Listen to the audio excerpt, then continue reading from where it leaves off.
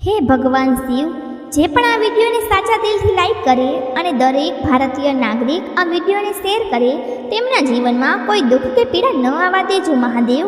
આ દુનિયામાં માત્ર અને માત્ર તમારા પર આધારિત છે, તેથી તમે દરેક મનુષ્યની દરેક મનોકામના અને ઈચ્છા અવશ્ય પૂર્ણ કરજો. મિત્રો, આજનો વિડીયો તમારા માટે ખૂબ જ ખાસ અને વિશેષ થવાનો છે, કારણ કે જે વાત અમે આજના વિડીયોમાં તમને જણાવવા જઈ રહ્યા છીએ તે અત્યંત મહત્વપૂર્ણ અને જરૂરી છે. પરંતુ આ બધી વાતોનું જ્ઞાન તમને ત્યારે જ પ્રાપ્ત થશે જ્યારે તમે ચેનલના આ વિડીયોને સંપૂર્ણપણે જોશો. મિત્રો, અમે તમને જણાવી દઈએ કે શ્રાવણનો પહેલો દિવસ 2024 સોમવારે આવી રહ્યો છે. આવું હજારો વર્ષ પછી જોવા મળે છે કે શ્રાવણનો પહેલો દિવસનો સોમવાર જ હોય, અને જે વર્ષમાં સોમવાર આવે છે તે શ્રાવણનો મહિનો ખૂબ જ ખાસ અને મહત્વપૂર્ણ બની જાય છે, કારણ કે તે મહિનામાં કરેલા દાન પુણ્ય 1000 ગાય દાનની બરાબર થાય છે. એટલે કે જો તમે એક નાનકડો ઉપાય પણ કરો છો તો તેનું ફળ તમને લાખો અને કરોડોમાં પ્રાપ્ત થશે. જો તમારી કોઈ ધનની ઈચ્છા છે તો તે ક્ષણભરમાં જ પૂરી થઈ જાય છે. મનુષ્યની દરેક મનોકામના અને ઈચ્છા આ વખતે પૂરી થવાની છે, કારણ કે આ દિવસે શ્રાવણનો જે મહિનો શરૂ થાય છે તેનો પહેલો જ દિવસ સોમવાર આવી રહ્યો છે, અને આવું હજારો વર્ષ પછી થાય છે. ચાલો અમે તમને વિસ્તારથી બધી માહિતી જણાવીએ છીએ, સાથે જ અમે તમને ઉપાયો પણ જણાવીશું જે તમારે જરૂર કરવાના છે.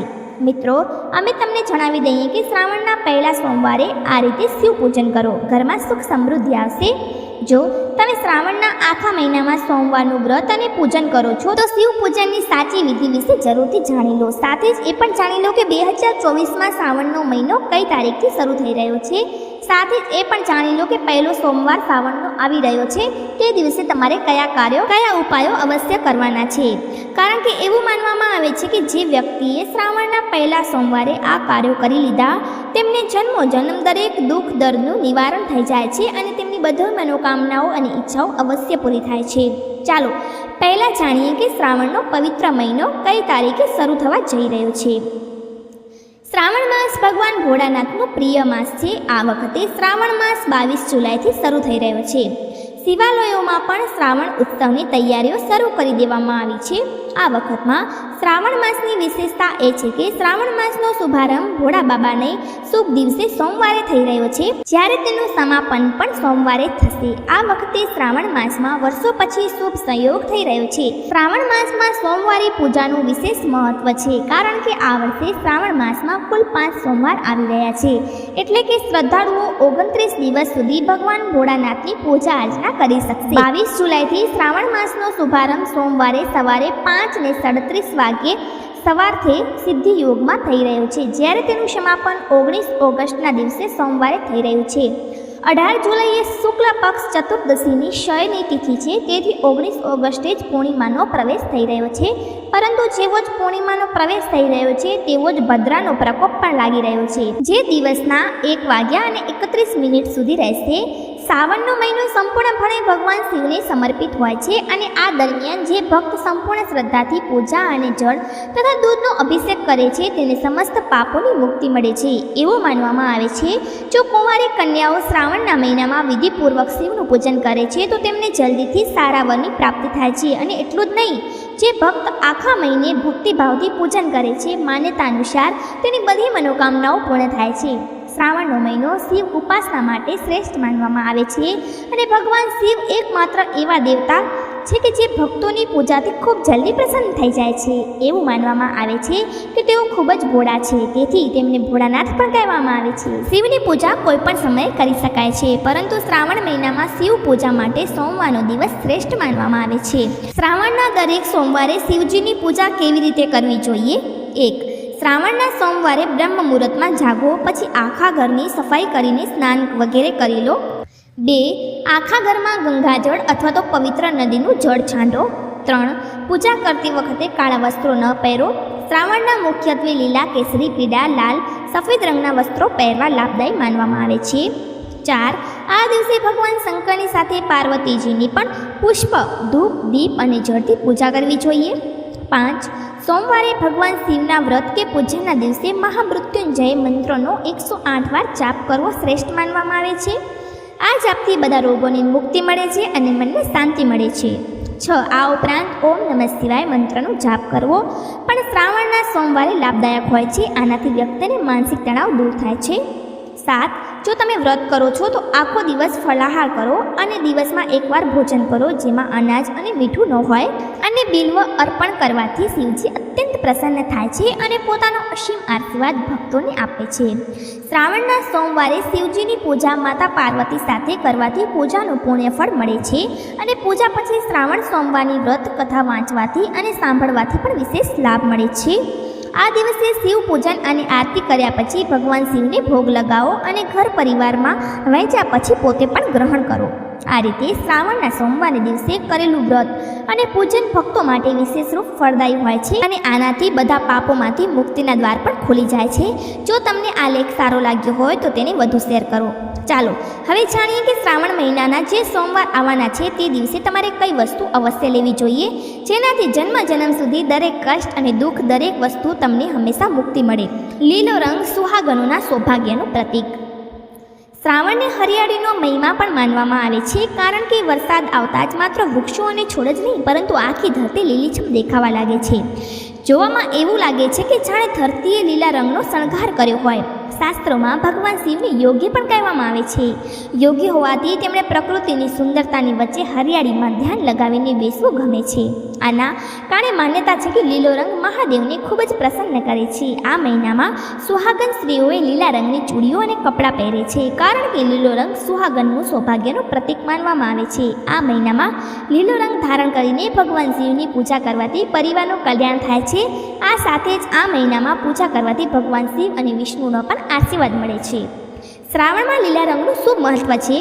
લીલા રંગને પ્રેમ, પ્રસન્નતા અને ખુશીનું પ્રતીક માનવામાં આવે છે. આના કારણે મહિલાઓએ શ્રાવણમાં લીલા રંગની ચૂડીઓ અને અન્ય શૃંગાર કરીને પ્રકૃતિને ધન્ય ધાન્ય આપતા તેમની ખુશીઓને અભિવ્યક્ત કરે છે. જણાવી દઈએ કે લીલો રંગ સૌભાગ્યનું પ્રતીક માનવામાં આવે છે જેના કારણે આ માસમાં લોકો લીલા રંગના વસ્ત્રો ધારણ કરે છે. આ મહિનામાં ભગવાન શિવની પૂજા કરવાથી માતા પાર્વતી અને ભગવાન વિષ્ણુનો પણ વિશેષ આશીર્વાદ મળે છે. આ માસમાં મહિલાઓએ ચૂડીઓની સાથે જ હાથોમાં મહેંદી પણ લગાવે છે.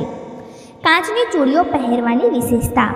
શ્રાવણમાં ભગવાન શિવનો આશીર્વાદ મેળવવા માટે ઘણા પ્રકારના ઉપાયો કરવામાં આવે છે. આ પવિત્ર મહિનામાં લીલા વસ્ત્રો, લીલી ચૂડીઓ પહેરવાથી સકારાત્મક ઉર્જાનો સંચાર થાય છે. જણાવી દઈએ કે કાચની ચૂડીઓ પહેરવાથી તેમાંથી આવતા અવાજની આસપાસ નકારાત્મકતા દૂર થાય છે અને નવી ઉર્જાનો સંચાર થવા લાગે છે. ચાંદીની શિવલિંગ. શાસ્ત્રો અનુસાર જો તમે ઈચ્છો છો કે તમારી દરેક મનોકામના પૂર્ણ થાય અને કોઈ વિશેષ કાર્યોમાં સફળતા મેળવવા માંગો છો તો શ્રાવણમાં સોમવારે ચાંદીને બનેલા શિવલિંગનું મંદિરમાં દાન કરવું જોઈએ એ શ્રેષ્ઠ માનવામાં આવે છે. નાગના જોડાનું દાન. જ્યોતિષશાસ્ત્ર અનુસાર જો તમારી કુંડળીમાં કાળ સર્પ દોષ છે તો શ્રાવણના સોમવારે નાગ અને નાગરનું જોડું મંદિરમાં દાન કરવાથી કાળ સર્પ દોષના પ્રભાવ ઓછો કરી શકાય છે.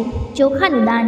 જ્યોતિષશાસ્ત્ર અનુસાર જો તમે કુંડળીમાં નબળા ચંદ્રને મજબૂત કરવા માંગો છો તો શ્રાવણના સોમવારે જરૂરિયાતમંદ અને ગરીબ લોકોને ચોખાનું દાન કરો. આ ઉપરાંત આખા ચોખાની ખીર બનાવીને ભગવાન શિવને અર્પણ કરો. આ ખીરને મંદિરમાં પ્રસાદ રૂપે બધાને વહેંચો.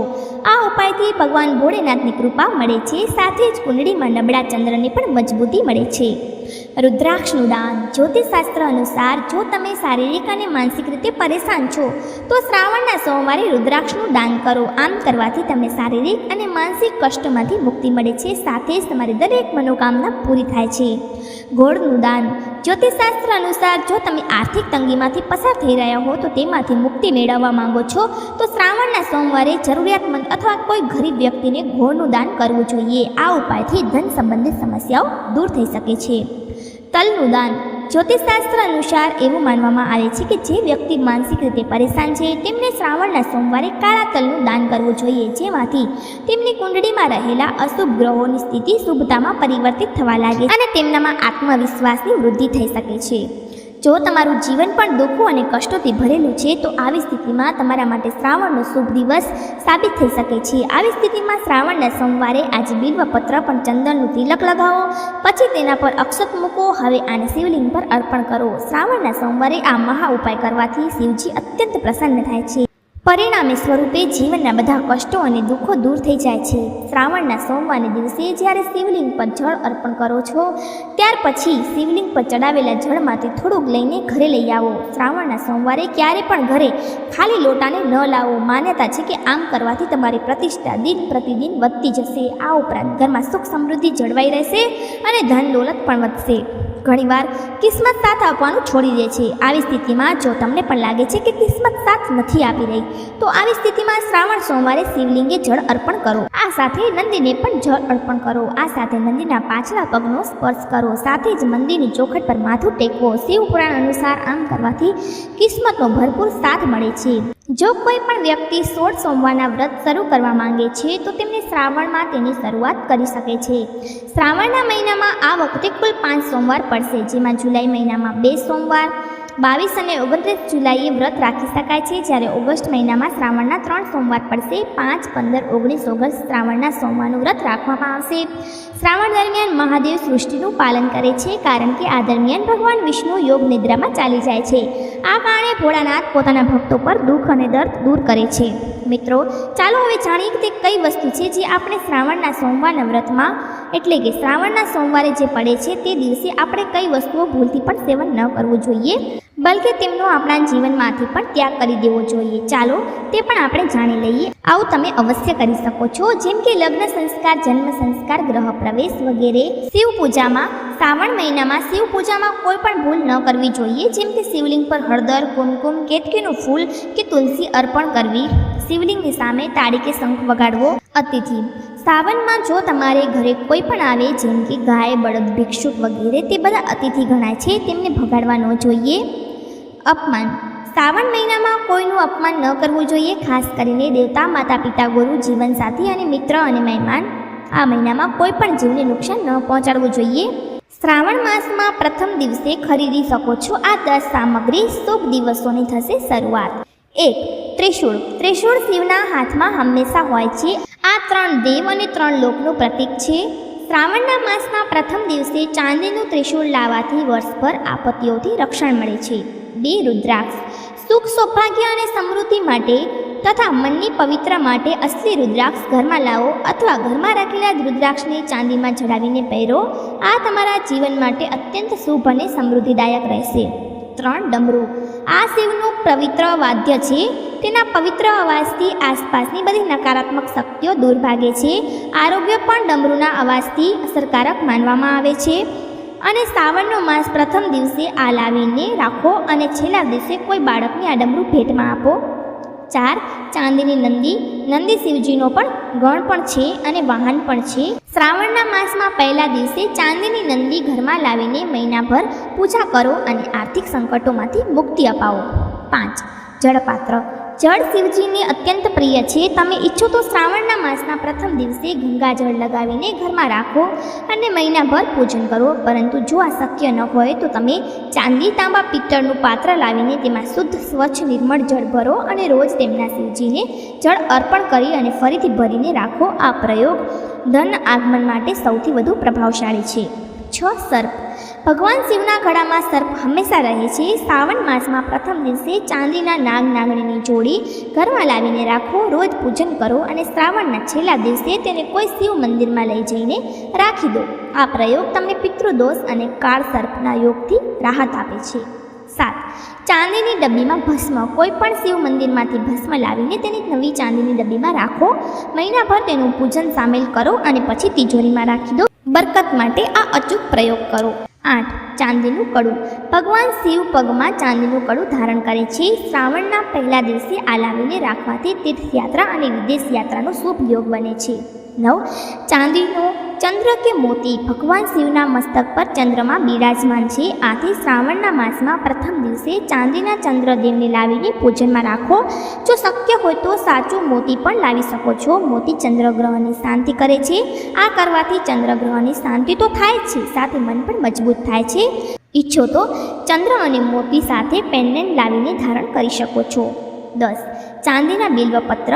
આપણે આખા શ્રાવણ માસમાં શિવજીને બિલપત્ર અર્પણ કરીએ છીએ, પરંતુ ઘણી વખત શુદ્ધ અખંડિત બિલપત્ર મળવા શક્ય નથી હોતા. આવા સમયે ચાંદીનું પાતળું બિલ્વપત્ર રાખી અને રોજ શિવજીને અર્પણ કરવાથી કરોડો પાપોનો નાશ થાય છે. અંતમાં ઘરમાં શુભ કાર્યોના સંયોગ બને છે. મિત્રો, જો તમને આ વિડીયો ગમ્યો હોય તો લાઈક કરજો અને વધુમાં વધુ આ વિડીયોને શેર કરજો અને ચેનલને જરૂરથી સબસ્ક્રાઈબ કરજો. આભાર.